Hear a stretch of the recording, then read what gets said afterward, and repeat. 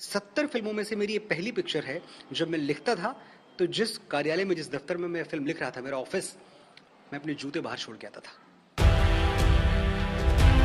Film आदि पुरुष पर तमाम विवादों को देखते हुए मेकर्स ने सुधार करने का निर्णय लिया है। खासकर मनोज मुंतशिर द्वारा लिखित उन डायलॉग्स को निकालने को कहा है जिनसे हिंदुओं के सेंटिमेंट हर्ट हो रहे हैं। मनोज मुंतशिर ने अपने एक ट्वीट में भी इस बात की जानकारी दी है, लेकिन मनोज ने इसके साथ ही माफी ना मांगने की भी बात कही है। उन्होंने कहा, जो आप लोगों को गलत लग रहा है, हमारा ग्रुप उसे ठीक कर दे रहा है, फिर मैं माफी किस बात के लिए मांगू। अब लोगों में मनोज मुंतशिर के खिलाफ रोष और ज्यादा देखने को मिल रहा है। मुंतशिर के तमाम पुराने बयानों को साझा करते हुए लोगों ने कहा है, आपने गलती की तो उसकी सजा भी तो मिलेगी। आपने सुधार कर लिया, इसका मतलब ये नहीं कि आप आज रात हिंदुओं का अपमान करें और कल सुबह उसे सुधार कर बच सकते हैं। आपको सजा भुगतनी होगी या फिर माफी मांगनी होगी।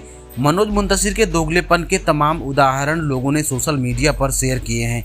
फिल्म आदि पुरुष के प्रमोशन के दौरान मुंतशिर ने एक बयान में कहा, रामकथा फिल्म के लिखने के लिए मैं ऑफिस में जूते उतार कर अंदर जाता था। अब लोगों का सवाल है कि ये जूते उतारने का ड्रामा मुंतशिर हिंदुओं की सिंपैथी पाने के लिए कर रहे थे। जब इनको सिया राम के अपमान वाले डायलॉग ऑफिस में जाकर लिखने थे तो ऐसा ड्रामा इन्होंने क्यों किया। एक अन्य वीडियो वायरल है जिसमें मुंतशिर इस फिल्म को असली रामायण से हूबहू बनाने का दावा कर रहे हैं, लेकिन इस विवाद के सामने आने के बाद अपने इस बयान से वो खुद पलटते हुए भी कहते हैं कि दरअसल ये रामायण तो है ही नहीं, हम रामायण से प्रेरित फिल्म बनाए हुए हैं, रामायण नहीं है। तो सवाल है कि ऐसी कहानी जिसमें राम है, लक्ष्मण है, सीता है, हनुमान, रावण, विभीषण, मेघनाथ सब हैं, तो ये कहानी रामायण से अलग कैसे हो सकती है। जी न्यूज से बात करते हुए मुंतशिर ने खुद को निरुत्तर पाते हुए सवाल का जवाब निर्देशक से मांगने को कहा है। उन्होंने कहा, मैं लिरिक्स लिखने वाला हूँ, मुझे निर्देशक ने जो कहा मैंने वो लिख दिया। तो सवाल है कि रामकथा के नाम पर अभद्र फिल्म बनाकर पैसे बनाने वाले निर्देशक की टीम में घुसकर हाथ बटाने वाला मुंतशिर शुक्ला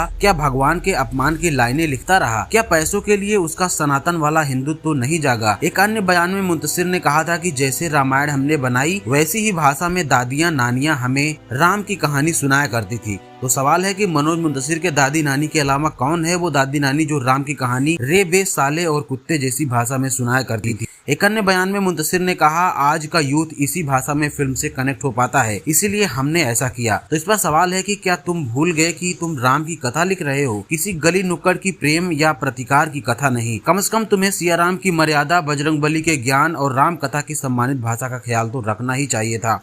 गोदी पत्रकारिता के जमाने में निष्पक्ष रिपोर्टिंग किसी चुनौती से कम नहीं। हमारी हौसला अफजाई के लिए वीडियो को लाइक, शेयर और चैनल को सब्सक्राइब करना न भूलें।